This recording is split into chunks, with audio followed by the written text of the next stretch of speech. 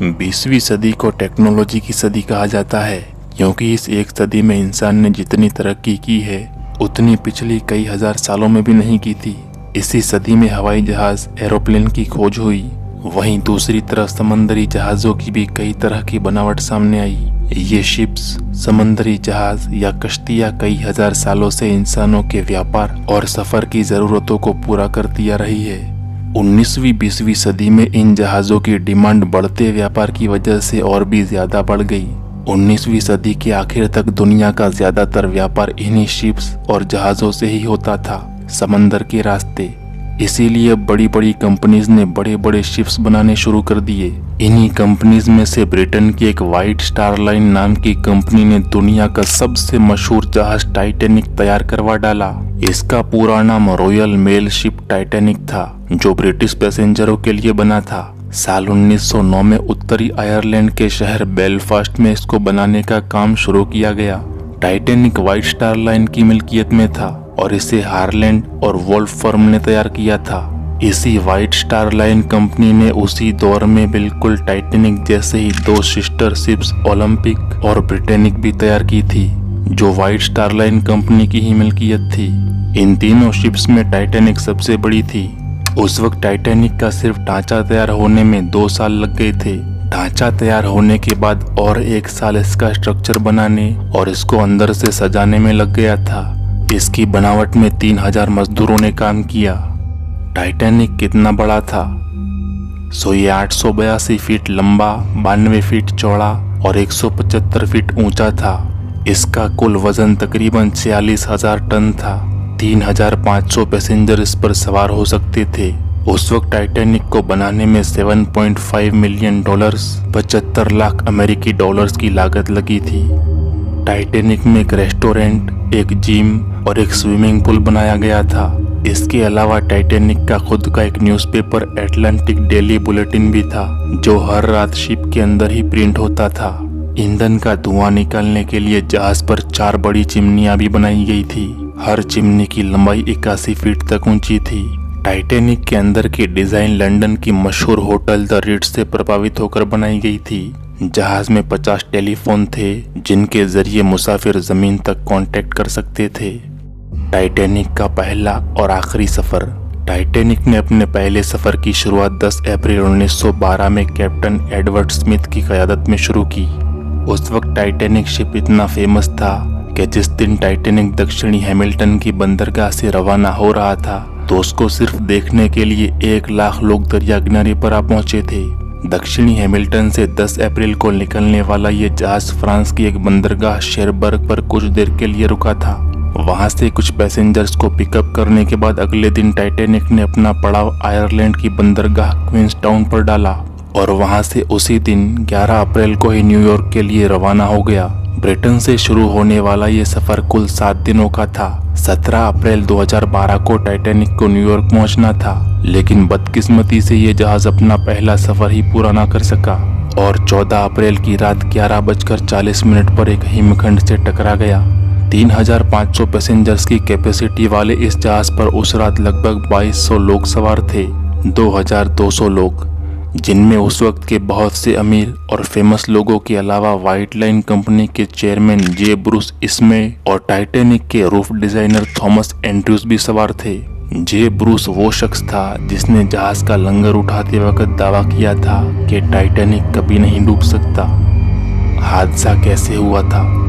10 अप्रैल को अपने सफर की शुरुआत करने वाला ये विशाल जहाज 14 अप्रैल को उस जगह पर पहुंचा जहां पर बहुत से आइसबर्ग यानी बर्फीली चट्टानें मौजूद थी। टाइटैनिक चलाने वाली टीम को इस समंदरी रास्ते पर सफर करने वाले कई जहाजों ने इन बर्फीली चट्टानों से बचकर चलने के लिए खबरदार भी किया था, लेकिन टाइटैनिक के लीडर्स ने इन चेतावनियों को ध्यान में नहीं लिया। कहा जाता है कि जे ब्रूस ने टाइटैनिक को इसलिए नहीं रुकवाया क्योंकि वो तय किए गए वक्त से 1 दिन पहले न्यूयॉर्क पहुंचकर एक नया रिकॉर्ड बनाना चाहते थे। इस समंदरी रास्ते पर सफर करने वाले बहुत से जहाजों ने टाइटैनिक को 6 रेडियो सिग्नल्स भेजे कि पानी में तैरने वाले बर्फ के टुकड़ों से जरा बचकर चलना, लेकिन टाइटैनिक की रफ्तार कम नहीं की जाती। उसी रफ्तार से उसको आगे बढ़ाया जाता है और फिर 14 अप्रैल की रात 11:40 पर समंदर किनारे से 740 किलोमीटर दूर समंदर के बीचों बीच बर्फ की 100 फीट ऊंची शिला से टाइटैनिक टकरा जाता है। इस हादसे में बच जाने वाले मुसाफिरों के हिसाब से जब वो बर्फ की शिला नजर आई तो उस वक्त जहाज उससे सिर्फ 500 मीटर की दूरी पर था और 22 नॉटिकल माइल्स की स्पीड से सफर करने वाले इस वजनदार जहाज को इतनी जल्दी मोड़ना नामुमकिन था। कैप्टन स्मिथ ने टाइटैनिक को लेफ्ट की तरफ बाएं की तरफ मोड़ने का ऑर्डर दिया, लेकिन उस वक्त बहुत देर हो चुकी थी। थोड़ी ही देर में टाइटैनिक बर्फीली शिला से टकरा गया और उसकी दाईं तरफ एक बहुत बड़ा छेद बन गया, जिससे समंदर का पानी जहाज के सबसे निचले हिस्से में दाखिल होने लगा। कहा जाता है कि टाइटैनिक इस टेक्निक से बनाया गया था कि अगर पानी नीचे के 4 कंपार्टमेंट्स में भी चला जाए तब भी टाइटैनिक डूबेगा नहीं, लेकिन पानी 4 के बजाय 6 कंपार्टमेंट्स में चला गया था, जिसकी वजह से टाइटैनिक एक तरफ से झुकने लगा। पहले तो अंदर बैठे मुसाफिरों को पता नहीं लगा कि इतना बड़ा एक्सीडेंट हो चुका है, लेकिन लगभग 1 घंटे बाद पूरे जहाज पर खलबली मच गई। कैप्टन स्मिथ ने मदद के लिए आसमान में आग के गोले छोड़ने का ऑर्डर दिया। साथ ही साथ उन्होंने फौरन औरतों और बच्चों को लाइफ बोट्स में बैठाना शुरू कर दिया, जबकि इसी दौरान खतरे को भांपकर कुछ लोगों ने जहाज से पानी में छलांगे लगाना शुरू कर दी। लेकिन उस वक्त सबको ऐसा भ्रम था कि टाइटैनिक कभी नहीं डूबेगा, इसलिए वहां सिर्फ 20 लाइफ बोट्स ही लगाई गई थी। कैप्टन स्मिथ की कोशिशों से 20 की 20 लाइफ बोट्स को समंदर के पानी में उतार दिया गया। कड़ी मेहनत से 3 साल में तैयार होने वाला ये जहाज तकरीबन 3 घंटों के अंदर समंदर के पानी में डूब गया। इस भयानक हादसे को जिन जिन लोगों ने अपनी आंखों से देखा था, उन सब के हिसाब से टाइटैनिक आखिरी वक्त में बीच से 2 टुकड़ों में टूट गया था और लोग उस वक्त भी जहाज से छलांगे लगा रहे थे। कितने लोग बचे और कितने डूबे? जहाज में मौजूद 2200 पैसेंजर्स में से तकरीबन 1500 के करीब इस हादसे में डूबकर मारे गए, जबकि 20 लाइफ बोट्स की वजह से सिर्फ 700 के करीब लोगों को बचाया जा सका। अफरा तफरी और खुद की जान बचाने के चक्कर में कुछ लाइफ बोट्स में कम और कुछ में ज्यादा लोग सवार हो गए।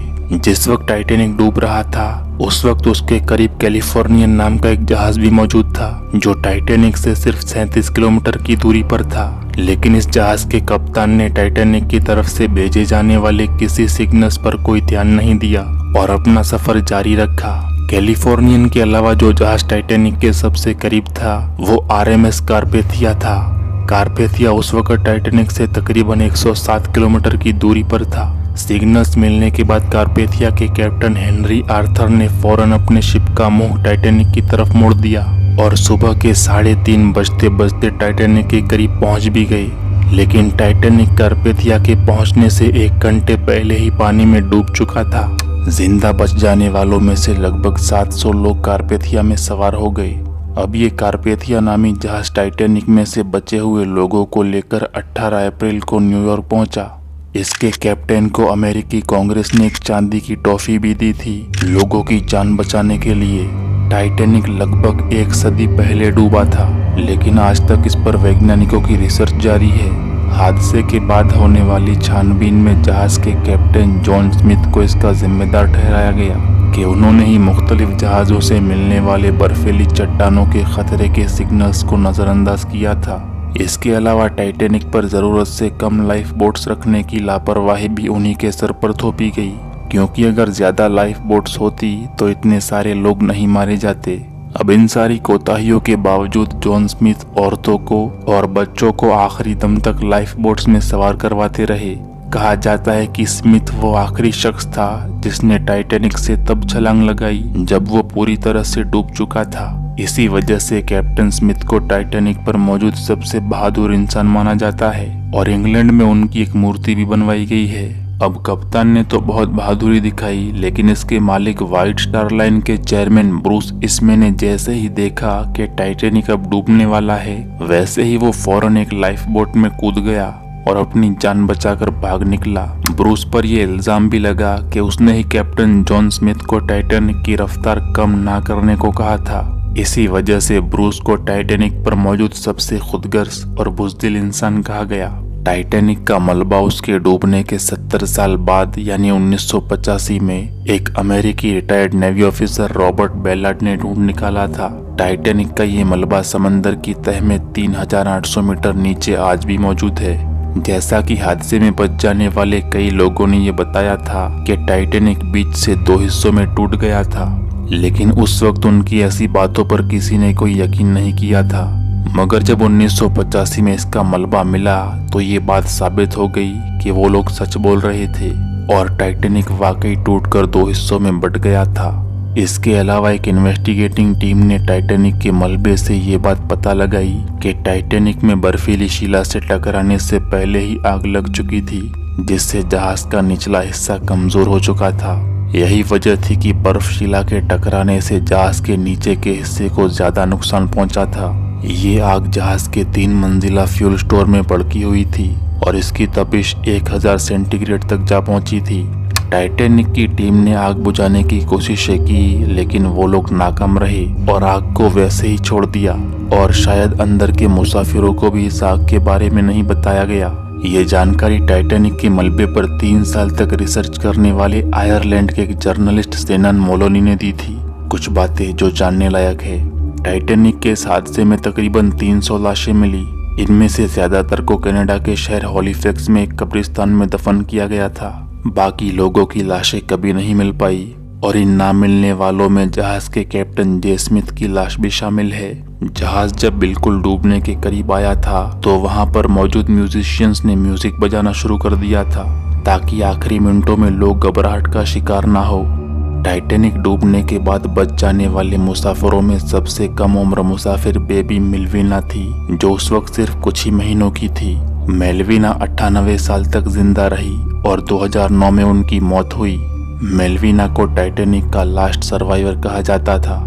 टाइटैनिक जहाज में एक शख्स जॉन जेकब फोर्थ भी सवार था, जो उस वक्त दुनिया के सबसे अमीर लोगों में से एक माना जाता था। एक अंदाजे के हिसाब से टाइटैनिक का मलबा समंदर में 3800 मीटर नीचे मौजूद है। ये मलबा 2030 तक गल सड़कर खत्म हो जाएगा।